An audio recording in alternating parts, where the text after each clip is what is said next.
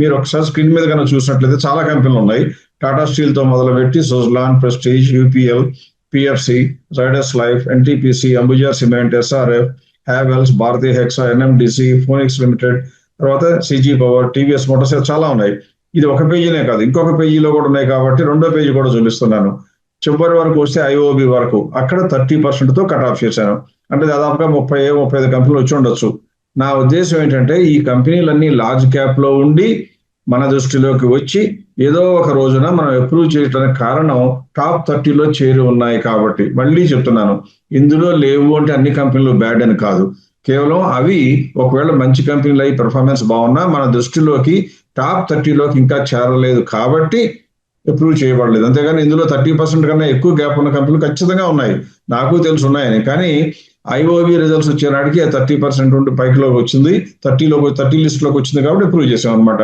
అందుకని ఇక్కడ కాలంలో అప్రూవ్డ్ అనే కాలంలో వై అని చూసారా, వై ఉంటే అర్థం ఏంటంటే రిజల్ట్స్ బాగున్నాయి, స్కోప్ ఉంది, ఆ కంపెనీలు మేము కూడా ఒక స్టాంప్ వేసాం అనమాట, మంచిదే అని. ఇప్పుడు ఇలా 50,000 కోట్ల కన్నా ఎక్కువ ఉన్న కంపెనీలు సాధారణంగా పిచ్చి కంపెనీలు ఉండవు. ఎప్పుడన్నా ఒక కంపెనీలో అనుకోని ఇన్కమ్ మూలంగా కనుక లిస్ట్ లోకి ఇంక్లూడ్ అవుతుందేమో అనుకుంటే దాన్ని స్పెసిఫిక్ గా నేను ఏం చేస్తానంటే ఎక్స్క్లూడ్ అని చేస్తాను. అలాగే ఏదన్నా ఒక కంపెనీలో కనుక షేర్స్ ఉన్న కంపెనీలో ఉన్న షేర్స్ లో 95% ప్లెడ్జ్ చేసి ఉన్నాయి అనుకోండి, అప్పుడు ప్రమోటర్స్ యొక్క ఫైనాన్షియల్ కండిషన్ వీక్ కాబట్టి ఎప్పుడన్నా ఒకవేళ కనుక మార్కెట్ ఇంకా పడితే ఆయన ఎవరి దగ్గర అయితే డబ్బులు తీసుకున్నారో వాళ్ళు ఆ కంపెనీలు అమ్మేస్తే షేర్ మరి అట్టడుక్కి పడిపోతుంది కాబట్టి ఆ కంపెనీలు కూడా ఎక్స్క్లూడ్ చేస్తాం. అలా ఇంత పెద్ద కంపెనీల్లో కూడా అటువంటివి ఉంటాయా అని మీకు అనుమానం వస్తుందేమో. ఒక్కొక్కసారి ఒక్కొక్క కారణం. ఇందులో మనకు చూస్తే 2 కంపెనీలు మాత్రమే నేను ఎక్స్క్లూడ్ చేయడం జరిగింది. అంటే నేను ఎక్స్క్లూడ్ చేయకపోతే అవి కూడా టాప్ 30లోకి వచ్చేవి. కానీ ఎక్స్క్లూడ్ చేసి ఏంటని చూస్తే హిందుస్థాన్ జింక్ ఒకటి, బీపీసీఎల్ ఒకటి మాత్రం స్క్రీన్ మీద మీకు కనబడుతున్నాయి.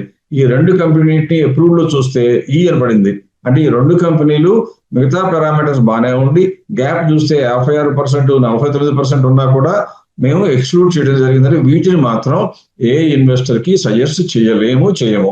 దీనివల్ల ఇది పెరగదు అని ఇచ్చిన స్టేట్మెంట్ కాదు. మా ఉద్దేశం ప్రకారం కొద్దిగా ప్రమాదభరితంగా ఉన్నాయి కాబట్టి దూరంగా ఉంటాం. మంచి కంపెనీలైనా ప్రమాదం ఉంటే దూరంగా ఉండాలనే నియంత్రణ ఉండాలి. మంచి కంపెనీలైనా టాప్ 30లో లేకపోతే కొనాలనే కోరిక తగ్గించుకోవాలి.